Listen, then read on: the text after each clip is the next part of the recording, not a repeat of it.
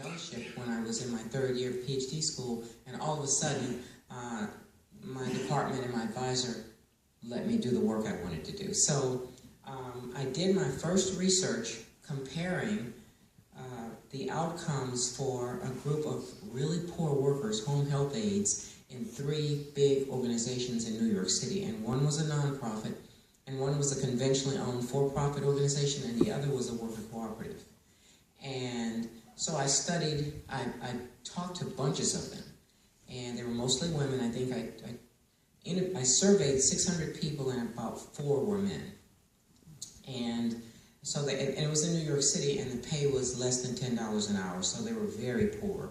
I talked to some women in New Hampshire that did the work also, and they were very poor also. And in New Hampshire, their clients were far apart, so you had to have a car. You had to be able to maintain a car on that kind of pay in New Hampshire. And this was 4 years ago.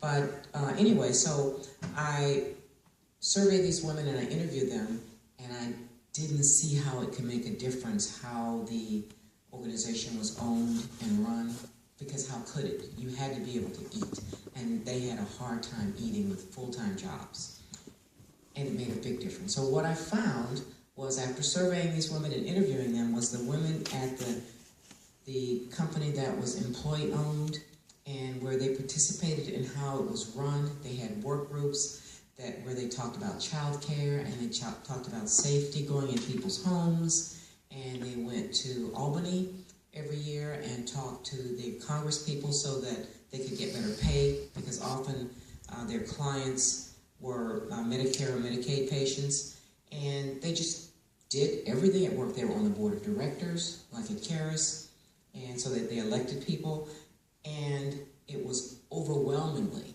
the women at the worker cooperative were more satisfied with their jobs. They were more committed. They were less likely to say they were going to leave. The turnover was drastically different, and it was enough to where it made a difference. You could say it was statistically significantly different at the worker cooperative than at the nonprofit and the conventionally owned for-profit. And not only that, you couldn't tell any difference between the nonprofit and the conventionally owned for-profit. And so that was a big difference. It was a big finding.